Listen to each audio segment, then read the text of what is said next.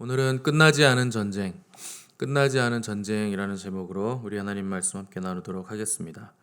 이 시편 20편과 21편은 왕과 관련된 시라 해서 흔히 우리가 제왕시로 이렇게 이름을 부르는 시입니다. 20편과 21편이 서로 연결되어 있는 시인데 20편은 하나님의 도우심으로 왕이 승리할 수 있게 해달라 하는 요청하는 시라면 21편은 왕이 하나님의 도움을 받아 승리하게 되었음을 기뻐하는 시로 두 편이 하나의 쌍으로 구성이 되어 있습니다. 이 이스라엘은 하나님이 통치하시는 나라이기 때문에 왕이 수행하는 전쟁은 곧 하나님이 수행하는 성전이다, 이렇게 생각하기도 했습니다. 그래서 이 다윗은 전쟁이라는 위기 앞에서 하나님의 도우심을 구하면서 이제 제사를 드리고 전쟁에 나가기 위함으로 제사를 드릴 때 성소 밖에 있는 백성들이 우리 왕이 전쟁에서 승리할 수 있도록 하나님께 도우심을 구하는 노래로 부른 본문이 바로 오늘 읽은 시편 20편입니다. 말하자면 왕을 위해서 중보기도하는 노래가 시편 20편이라 하는 겁니다. 1절 보시면 환난 날에 여호와께서 내게 응답하시고 야곱의 하나님의 이름이 너를 높이 드시며 이렇게 시작을 하는데, 여기서 내게 응답한다 할 때 너가 바로 왕입니다. 그러니까 백성들과 제사장들이 왕을 향해서 하나님께서 당신에게 응답하시고 하나님의 이름이 당신을 높이 드시고 또 성소에서 당신을 도와주시고 시온에서 당신을 붙드시기를 원합니다, 이렇게 기도를 한 것입니다. 여기서 환난 날이라 하는 것은 전쟁의 때를 말하는 겁니다. 그러니까 환난이라고 표현한 것으로 봐서 왕이 정복 전쟁을 자발적으로 나간다기보다는 대적들이 이스라엘을 쳐들어와서 공격이 임박한 때를 환난으로 표현하는 것으로 볼 수가 있습니다. 사람이 환난 날, 그 위기의 순간에는 그의 본심이 드러나기 마련입니다. 예를 들어 우리가 아브라함을 보면 위기의 순간마다 아브라함은 자기의 그 방어 기제를 발동한 것이 바로 거짓말이었습니다. 그래서 자기의 아내를 누이라고 속여서 그 아내를 그 왕의 후궁으로 이렇게 들여보내는 거짓말을 했었는데, 왜 그런가? 자신의 목숨을 잃을까봐 목숨을 왔다 갔다 하는 그 환란이 오니까 자기의 본심이 다 드러난 것입니다. 다윗은 평생에 걸쳐서 수많은 전쟁을 누빈 영웅이었고 또 손에 피를 많이 묻혔기 때문에 하나님의 성전을 짓고 싶어도 짓지 못했을 만큼 전쟁을 많이 했던 인물이었습니다. 그런 다윗이라도 전쟁에 나갈 때 그냥 나간 것이 아니라 항상 하나님 앞에 제사를 드리며 전쟁에 출정했다 하는 것은 나갈 때마다 목숨을 걸고 하나님의 도우심을 구하며 이 전쟁을 수행했다 하는 것입니다. 오늘날 사람들은 신자나 비신자나 할 것 없이 전쟁을 싫어합니다. 당연한 거죠. 누가 전쟁을 좋아하겠습니다. 그런데 하나님의 사람들은 반드시 치러야 하는 영적 전쟁이 있음을 여러분 꼭 기억을 하셔야 됩니다.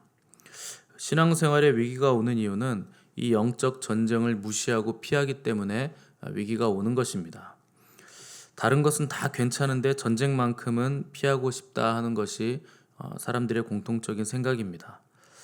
크리스찬들도 예수님께서 십자가를 지심으로 사탄의 머리는 이제 박살이 났고 영적 전쟁에서 우리 주님이 승리하셨기 때문에 더 이상 싸움이 없다, 이렇게 말하시는 목사님들이 있고 또 그렇게 생각하는 성도들이 있는데 영적 전쟁을 제대로 모르고 하는 말입니다.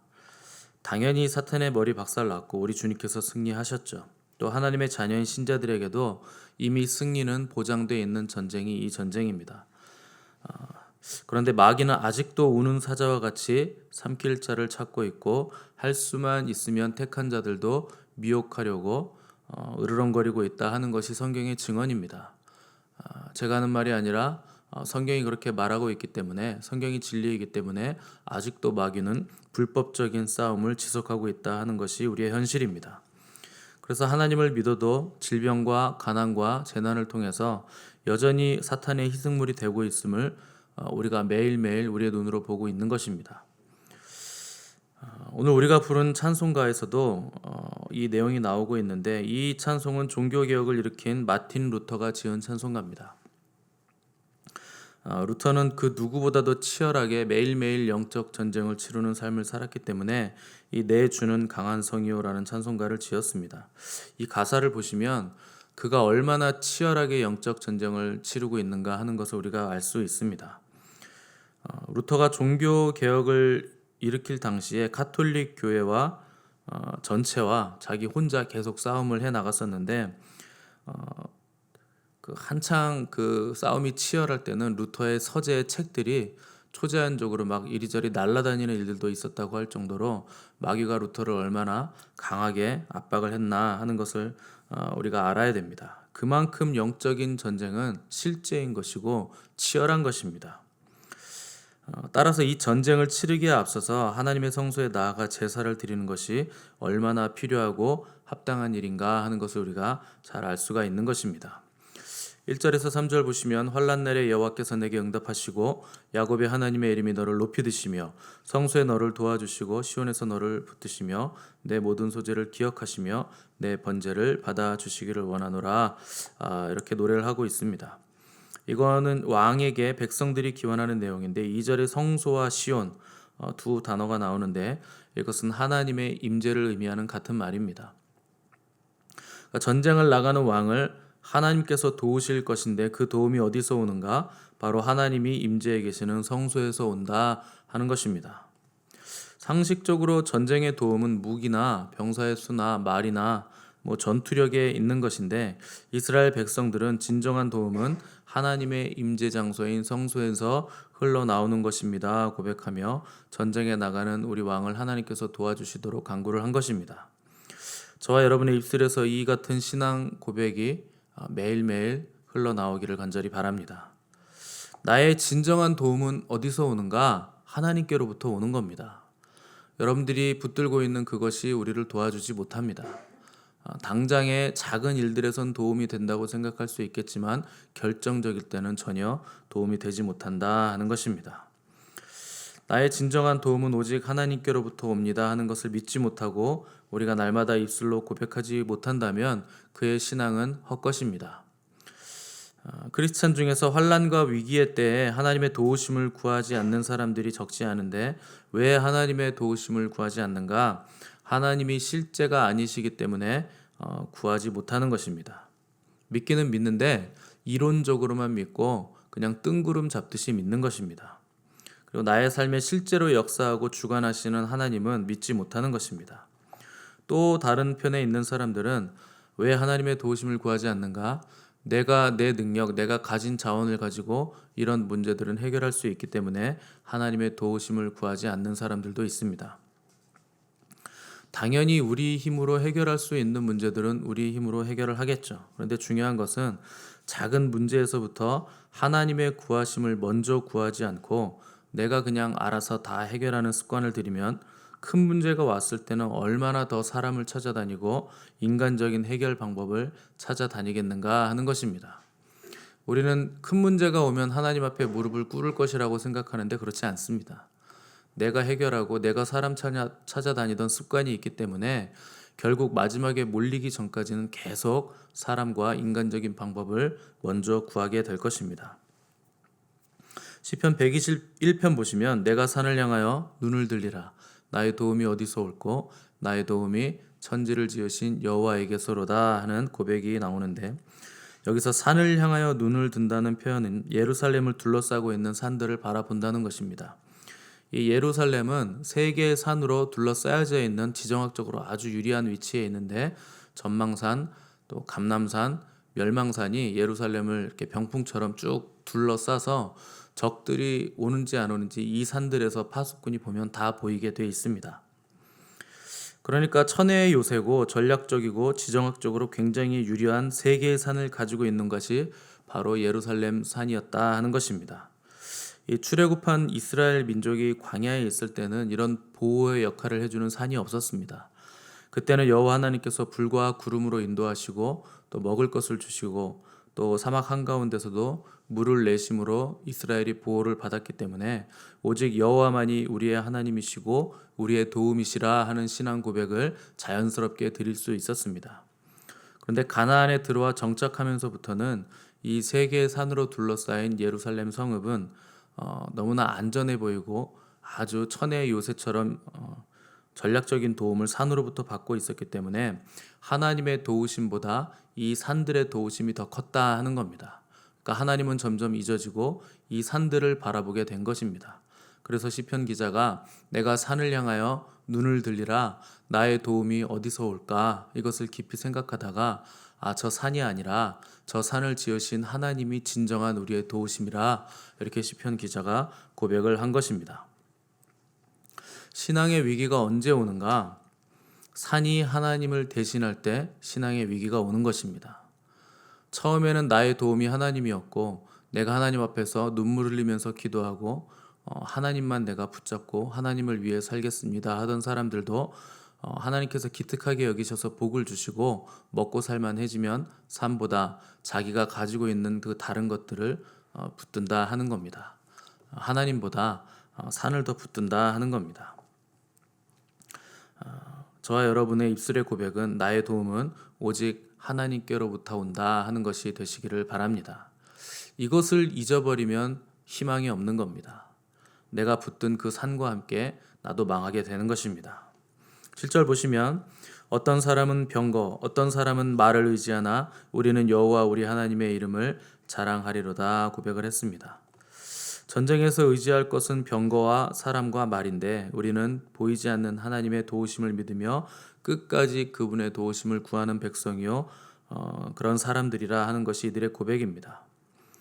그런데 교회 안에서도 어떤 사람들은 어떻게 하나님만 의지하고 있느냐, 어떻게 기도만 하고 있느냐, 당연히 사람이 해야 될 일은 해야 되는 것 아니냐 질문을 하십니다. 당연히 맞는 말입니다. 문제는 기도는 전혀 하지 않으면서 자기가 멋대로 움직이는 것이 그게 불신앙이라 하는 겁니다. 내가 가지고 있는 것을 의지하는 것 당연한 것이지만 먼저 하나님 앞에 나아가는 것이 순서인 겁니다. 그것이 바로 우리의 우선순위라 하는 것입니다. 그렇게 하나님께 묻지도 않고 자신의 노력을 열심히 하는 것은 믿음이 아닙니다. 세상 사람들도 그렇게는 삽니다. 열심히 살고 열심히 움직이면서 삽니다. 그러나 크리스찬은 먼저 하나님 앞에 앉아서 그분의 도우심을 간절히 구하며 기다리다가 하나님께서 이제 움직여도 좋다 하실 때 그때 움직여야 되는 사람들입니다. 여러분, 이 순서를 잊으시면 안 됩니다. 3절 보시면 번제와 소제를 드린다는 얘기가 나오는데 이것은 하나님 앞에서 죄를 회개하고 감사의 예물을 드린다 하는 것입니다. 그리고 하나님 앞에서 깨끗한 마음과 겸손한 마음으로 소원을 아뢰기 위해서 제사를 드리고 예배를 드렸다 하는 것입니다. 이 깨끗한 마음과 겸손한 마음으로 하나님 앞에 서는 것이 바로 낮아진 마음입니다.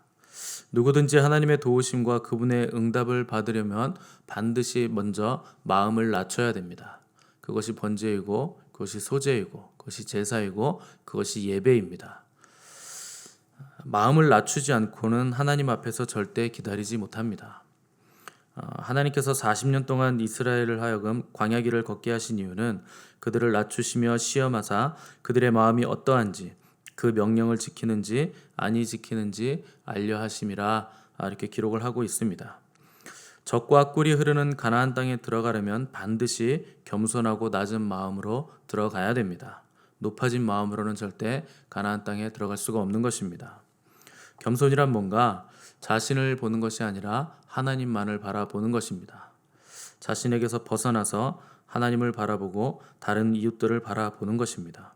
이러한 겸손과 낮은 마음이 없다면 하나님 앞에 온전한 제사와 예배를 드릴 수 없다 하는 것입니다. 4절과 5절 보시면 내 마음의 소원대로 허락하시고 내 모든 계획을 이루어 주시기를 원하노라. 우리가 너의 승리로 말미암아 개가를 부르며 우리 하나님의 이름으로 우리의 깃발을 세우리니 여호와께서 내 모든 기도를 이루어 주시기를 원하노라. 이렇게 기원하는 것을 볼 수 있습니다. 겸손하고 낮아진 마음으로 하나님 앞에서 예배를 드리고 제사를 드리는 자에게 하나님께서 그의 마음의 소원대로 허락하시고 그의 마음의 모든 계획을 이루어 주시기를 원한다 하는 것입니다. 4절의 히브리어 원어를 보시면 소원이라는 단어는 없습니다. 그냥 마음만 있습니다. 히브리어 레브만 있는데 무슨 말인가? 즉 왕의 마음대로 허락해 주시기를 원합니다 하는 뜻입니다. 왕의 마음이란 전쟁에서 승리를 의미하는 것이고 또 모든 계획이란 말은 이 전쟁을 위해 세운 전략과 전술을 의미하는 단어입니다. 사람이 마음으로 아무리 많은 길을 계획해도 그것을 인도하시는 분은 하나님이십니다. 그런데 백성들이 왕의 마음에 있는 계획을 하나님께서 이루어 주시기를 원합니다 하는 것은 왕의 마음과 하나님의 마음이 일치되기를 원합니다 하는 것을 기원하는 것입니다. 실제로 하나님께서는 다윗을 보시고 내 마음에 합한 자라 이렇게 말씀을 하셨습니다. 그러니까 내 마음에 꼭 든다. 내 마음과 그의 마음이 완전히 일치한다 하는 것을 표현하신 것입니다. 오늘 저와 여러분의 마음이 하나님의 마음과 합한 마음들이 되시기를 바랍니다. 그러면 여러분의 마음에 있는 모든 소원들은 생각만 해도 다 이루어지게 돼 있는 것입니다. 두 마음을 품어 정함이 없는 상태로 하나님 앞에 서는 것이 아니라 청결하고 정직한 마음으로 하나님 앞에 늘 서 계시는 저와 여러분 되시기를 바랍니다. 6절 보시면 여호와께서 자기에게 기름 부음 받은 자를 구원하시는 줄 이제 내가 아노니 그의 오른손에 구원하는 힘으로 그의 거룩한 하늘에서 그에게 응답하시리로다. 여기서 중요한 단어가 하나 나오는데 중간에 이제라는 단어가 나옵니다. 여호와께서 자기에게 기름 부음 받은 자를 구원하시는 줄 이제야 내가 알았다. 이렇게 표현을 하고 있는 것입니다. 이제 안다라는 이 표현은 내가 이제 확신을 얻었다. 확신한다라는 뜻입니다. 어떻게 백성들이 이제 우리가 알았습니다. 이렇게 고백을 드렸는가? 왕이 하나님께 제사를 드렸는데 하나님께서 왕의 이 제사를 향기롭게 흠양하는 것을 보고서 이제 우리가 깨달았습니다. 왕의 마음과 하나님의 마음이 같고 하나님께서 왕을 도우시는 줄을 우리가 알았습니다. 이 제사를 통해서 백성들이 확신을 얻었다는 뜻입니다. 확신이 생기면 두렵지 않고 전쟁에서도 이길 것에 확신이 생기면 전쟁이 환란이 아니라 기쁨이 되는 것입니다. 요새 뭐 월드컵을 하나 봐요? 시작한 겁니까? 그래서 밤에 갑자기 환성이 막 들리던데요. 와 하는 소리가 들리더라고요. 그래서 어제 우리 사모님과 이게 무슨 상황인가 했는데 뉴스를 보니 월드컵을 진행 중이더라고요. 여러분 만약에 우리나라 월드컵을 하는데 이긴 경기를 하이라이트를 보면 걱정이 없지 않습니까? 이겼다는 것 알고 경기를 보면 이렇게 해서 이겼구나 알듯이 확신을 가진 이 이스라엘의 백성들은 이길 것을 확신했기 때문에 기뻐하며 이들이 축제의 분위기로 갑자기 바뀐 것입니다.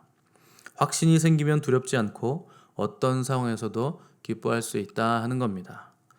확신은 어디에서 생기는가? 하나님 앞에 예배드리고 하나님 앞에 기도드리고 하나님 앞에 경배하며 앉아있을 때 우리 안에 하늘로부터 확신이 내려오는 것입니다. 확신이 없는 사람은 교회 나올 때도 불안하니까 나오고 혹시 벼락 맞을까 봐 나오고 주일에 교회 안 나오면 교통사고 날까 봐 나오고 혹시 장사가 안 될지 모르니까 교회를 나오는 사람도 있습니다. 어떤 사람들은 대대로 크리스찬 가정이라서 안 나오면 뭔가 허전해요. 뭐 이래서 나오시는 분도 있습니다. 습관적으로. 입으로는 성경에 있는 좋은 말씀 달달 외우면서 거창하게 기도도 하는데 사실 확신이 없어서 영적인 실상은 아무런 열매도 없고 영적으로 가난한 사람들이 교회 안에 매우 많다 하는 것입니다. 부름받아 나서니 몸 어디든지 가오리다 찬송은 하는데 절대 아무데도 안 가는 사람들. 믿음이 이기네 찬송은 하는데 한 번도 영적인 전쟁에서 이겨본 적이 없는 사람들이 교회 안에 매우 많다 하는 것입니다. 그렇게 영적인 생명도 없고 열매도 없고 입으로만 점잖게 하는 기도를 뭐라고 부르는가? 그걸 전문용어로 염불이라고 부르는 겁니다. 아무런 능력도 없고 자기는 움직이지도 않으면서 입으로만 계속 똑같은 얘기를 되풀이하는 것입니다. 그렇게 왔다 갔다만 하는 것을 종교생활이라 이렇게 부르는 것입니다. 기독교는 종교가 아닙니다. 기독교는 생명이고 진리이고 이것밖에는 답이 없는 유일한 길입니다. 영생의 길입니다. 이 시편 20편을 통해서 오늘날 신자들이 처한 상황은 끝없는 전쟁의 상황이라 하는 것을 여러분 꼭 기억하시기 바랍니다. 우리는 나긋나긋하게 신앙생활을 하면 안 됩니다. 우리가 타고 있는 배는 유람선이 아니고 군함입니다. 우리는 싸워야 하는 자들이고 항상 자기의 위치를 지키면서 언제 발생할지 모를 적의 도발에 즉각적으로 도발에 대응할 수 있도록 항상 영적으로 준비되어야 하는 사람들이 바로 우리들이고 우리가 탄 배라 하는 것입니다. 그럼에도 불구하고 이 싸움은 이미 승리가 확정된 싸움입니다. 그러나 우리는 최후 승리를 위해서 끝까지 몸부림을 쳐야 됩니다. 이 전쟁은 아직도 진행 중인 전쟁이기 때문에 그렇습니다. 이 전쟁의 승리를 위해서 우리에게 필요한 것이 뭔가? 하나님 앞에 나아가는 것입니다. 날마다 하나님 앞에 나아가는 것입니다. 여러분들이 새벽마다 여기 앉아 계신 이유가 바로 이것 때문입니다. 9절을 보시면 여호와여 왕을 구원하소서 우리가 부를 때 우리에게 응답하소서 이렇게 간구하며 기도했는데 기도란 뭔가 기본적으로 하나님의 이름을 부르는 것입니다. 또 하나님의 마음에 합한 상태로 부르짖는 것입니다. 열심히 새벽마다 기도하긴 하는데 하나님의 뜻과 상관없이 자기 기도만 하시면 안 됩니다. 하나님의 뜻이 어디에 있는가? 하나님께서 요구하시는 기도가 뭔가? 이것을 반드시 여러분 아셔야 됩니다. 하나님 우리 교회 부흥시켜 주세요. 사람 많이 오게 해주세요. 헌금 많이 나오게 해주세요. 교회 짓게 해주세요. 필요한 기도입니다. 그런데 이것이 먼저는 아닙니다. 하나님이 원하시는 것은 그것보다 우리가 정결하기를 원하고 거룩하기를 원하고 우리가 하나님 앞에서 먼저 지난 날을 회개하시기를 먼저 원하십니다. 두 마음을 품은 것, 또 형제 자매를 사랑하지 못한 것, 또 교회 안에서 시기하고 미워하고 질투하고 분열을 일으킬 것, 이것부터 우리가 다 회개를 해야 됩니다. 숫자를 채우는 것보다 거룩을 채우는 것이 먼저입니다. 숫자는 나중 문제입니다. 크리스찬들이 자주 하는 말 중에 믿습니다라는 말이 있는데 중요한 건 그 믿습니다의 내용입니다. 무작정 믿습니다를 남발하는 것이 아니고 뭘 믿는가, 어떻게 믿는가 하는 것입니다. 뭘 믿는 것인지 잘 들어보면 성경적이지 않은 믿습니다를 얼마나 많이 남발하고 있는지 모릅니다. 그래서 우리가 성경을 알아야 되고 하나님의 마음을 알기 위해서 늘 하나님 앞에 앉아 있어야 되는 것입니다.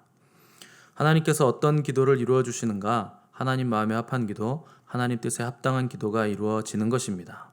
그때 우리에게 승리의 확신이 오는 것이고 하나님께서 우리의 기도를 들어주시는 것입니다. 우리가 기도하면 반드시 기적은 일어납니다. 문제는 우리의 기도가 하나님의 뜻에 합한 기도인가, 그분의 뜻에 맞는 기도인가 하는 것입니다. 하나님이 원하시는 기도, 하나님이 원하시는 방향, 하나님이 원하시는 삶을 살 때 승리로 말미암아 개가를 부르며 승리의 깃발을 세우는 역사가 일어나게 될 것입니다. 매일 반복되는 영적 전쟁의 한가운데서 우리가 확신 속에 하나님의 도우심을 구함으로 날마다 승리를 체험하시는 능력의 종들이 되시기를 간절히 바랍니다. 함께 기도하겠습니다.